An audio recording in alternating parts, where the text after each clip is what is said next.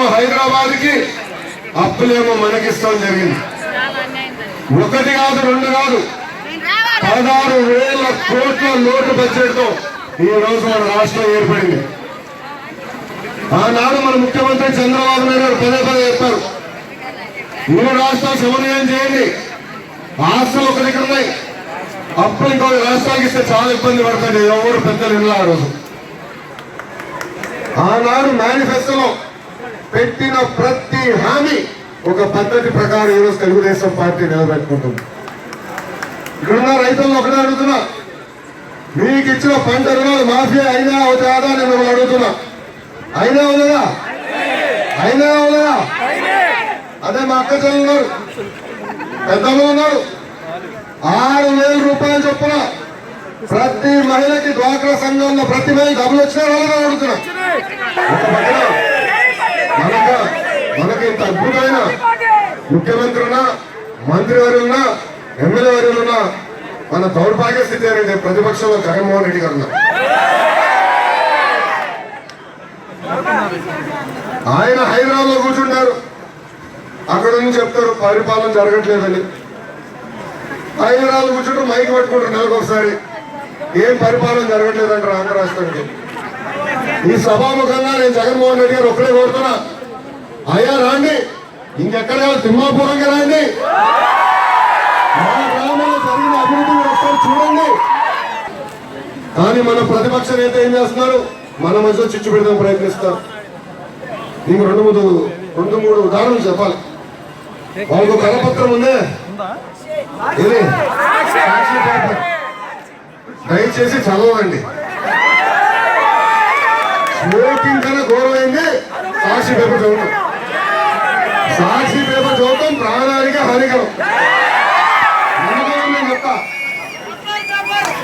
ఒక training programme, మంత్రివర్యులు, ఎమ్మెల్యేలు అందరూ ఉన్నారు ట్రైనింగ్ ప్రోగ్రామ్ లో.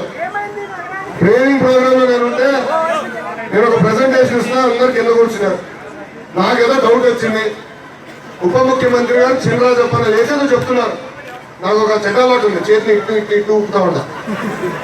ఏదో పొరపాటు ఏంటన్నారు, ఇట్లయినా ఆ ఫోటో తీసి పెద్దగా వేశారు. నేను చినరాజప్పన్ని అవమానపరిచానంటారు. ఎంత అన్యాయం అడుగుతున్నా. చిన్నప్పటి నుంచి ఆడుతూ పాడుతూ చినరాజప్పతో ఆడుకుని పెరిగినోడికి నేను అలాంటి పెద్దల్ని నేను అవమానించానంటే ఎంత అన్యాయం ఒక్కసారి ఆలోచించుకున్నా. నేనేదో పార్టీ కోసం కష్టపడదాం, కార్యకర్తల కోసం కష్టపడదాం, ప్రజలు ఎదుర్కొనే సమస్యలు ఇని అది ముఖ్యమంత్రిగా తెలియపరిచి ఒక పద్ధతి ప్రకారం పరిష్కారం చేద్దామని నేను అనుకుంటే నాకు మా నాన్నకి తగాద పెట్టడానికి ప్రయత్నిస్తున్నాను. అదేవిధంగా కులాలు మధ్యన, ప్రాంతాల మధ్యన, మతాల మధ్యన చిచ్చు పెట్టడానికి ప్రయత్నిస్తారు. జగన్మోహన్ రెడ్డి గారు ఏమంటారు, పట్టిసీమకు వచ్చి గోదావరి జిల్లాకి వెళ్ళి అయ్యా నీళ్ళంతా తోడేస్తున్నారు రాయలసీమకు చంద్రబాబు నాయుడు అంటారు. మళ్ళీ ఆయన రాయలసీమకు వచ్చి పట్టిసీమలో బొట్టు నీరు రాదంటారు. ఇది ఎంత అన్యాయం. 2 ప్రాంతాల మధ్య చిచ్చు పెట్టేది అవునా కాదా? దయచేసి మనందరూ అప్రమత్తంగా ఉండాలా. నాడు నేడు రాబోయే 5 ఎన్నికలు మన ముఖ్యమంత్రి గారు చంద్రబాబు నాయుడు గారు.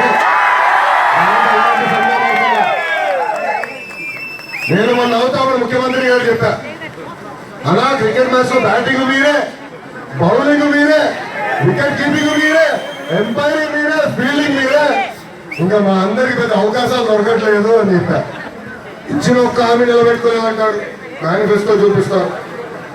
ఈ సభాముఖంగా జగన్మోహన్ రెడ్డి గారు సవాల్ ఇస్తున్నా, అయ్యా మీరు చర్చకి సిద్ధమా? టైము ప్లేసు మీరు చెప్పండి, నేను వస్తాను.